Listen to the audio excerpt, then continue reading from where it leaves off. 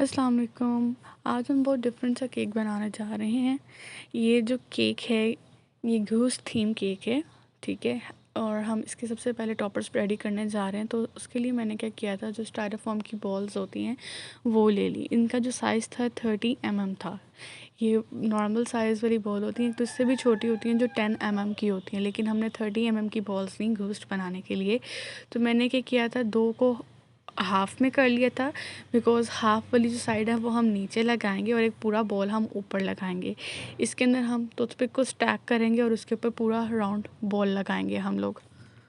तो स्टैकिंग कुछ इस तरह से होगा ये। अब हमने जो राउंड अपना कट किया था उसको और हम लोग रोलिंग पिन की मदद से थिन कर लेंगे। जितना थिन होगा उतना आपका ये जो घूस्ट है वो अच्छा बनेगा। और इसके ऊपर हम लोग जो ऊपर वाला बॉल है उसके ऊपर डाल देंगे और इसको हम शेप देके कुछ सही कर लेंगे, जिस तरह से आप स्क्रीन पे देख सकते हैं। और राउंड ब्लैक बॉल्स बना के तो उसकी आइज़ दोनों और नोज़ बनाते। इस तरह से मैंने इसके 3 टॉपर्स बना लिए थे। टाइलर्स ग्लू लगा के स्टायरोफॉर्म बॉल पे फिर उसके ऊपर हम अटैच करेंगे और इसको रख देंगे ताकि ये ड्राई हो जाए, ठीक है। और इसके अलावा जो केक का फ्लेवर था that was chocolate fudge flavour. और ये 3 पाउंड्स का केक था, लेकिन जब भी हम चॉकलेट फज में जाते हैं तो वो 3 पाउंड्स उसका वेट इंक्रीज़ ही हो जाता है। दैट्स वाई हम लोग इस केक का ज़्यादा चार्ज करते हैं नॉर्मल केक से। अब जो कस्टमर की डिमांड थी, उन्होंने कहा था कि उनको मॉइस्ट केक चाहिए, ठीक है।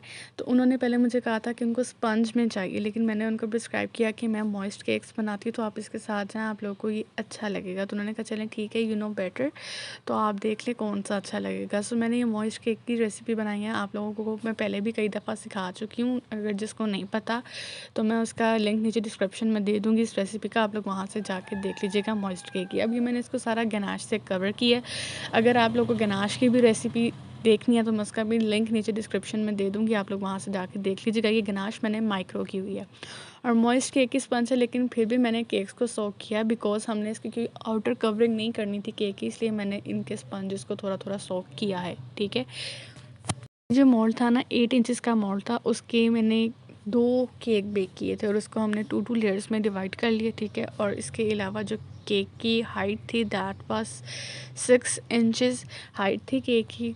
एज़ यू कैन सी कि साइड पे इसकी कोई ख़ास मैंने कोटिंग नहीं की, वो इस वजह से नहीं की बिकॉज़ इसके अंदर कोई साइड कोटिंग नहीं थी। कि एक ग्रेवयार्ड थीम मतलब घूस केक था, तो जो कि मतलब मिट्टी थी साइड पे, जो हमने केक की मदद से बनाई थी सारी। और ऊपर चॉकलेट हमने बाद में क्रश करके डाली थी, तो इसलिए इसके एजेस हमने इतना नीट नहीं किए थे बिकॉज़ जो पिक्चर थी रेफरेंस उसमें इतनी नीट करने की ज़रूरत नहीं थी। तो एक कोट करके मैंने इसका ऊपर इसको थोड़ी देर के लिए फ्रिज में रखा, देन अगेन दोबारा से इसके ऊपर चॉकलेट गनाश पोर करके हमने ऊपर नीट पाइपिंग की। उसके अलावा 3 कलर से हमने इसके बॉर्डर्स बनाए थे। मैंने बटर क्रीम यूज़ की थी यहाँ पे।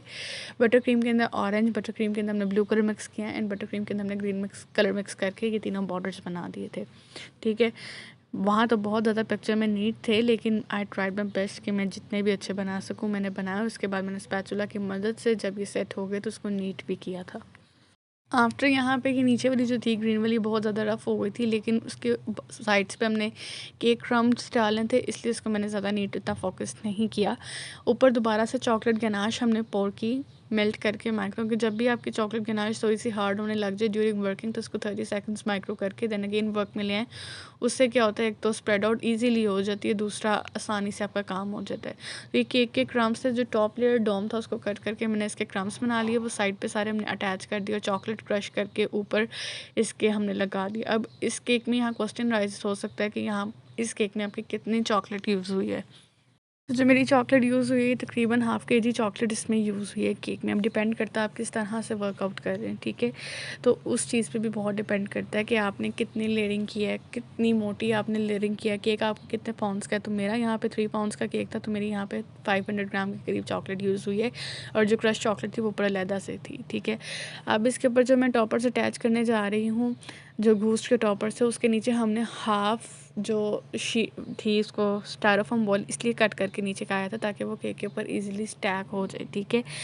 वो हमने इक्वल कट किया था उसको नीचे से ताकि वो केक के ऊपर इजीली उसकी स्टैकिंग हो जाए एंड सेकेंडली वो चॉकलेट के अंदर ऊपर मतलब खरारे इजीली। और ये भी जो आप छोटे वाले टॉपर्स देख रहे हैं ना आगे, ये भी मैंने हैंड से ही कट कर लिए थे, बस ऐसे ही कटर के साथ, तो वो इजीली कट आउट हो गए थे। और इसके अलावा ये छोटी सी आइस बना ली थी, वो भी इसी के ऊपर लगा दी थी हमने, ठीक है। आप लोग अगर टूथपिक आपकी वो लंबी भी हो ना, तो जब आपके वो स्टैक हो जाए, मतलब सेट हो जाए आपका टॉपर्स, तो आप नीचे से स्टायरोफोम बॉल उतार के टूथपिक को डायरेक्ट केक के अंदर भी इंसर्ट कर सकते हैं।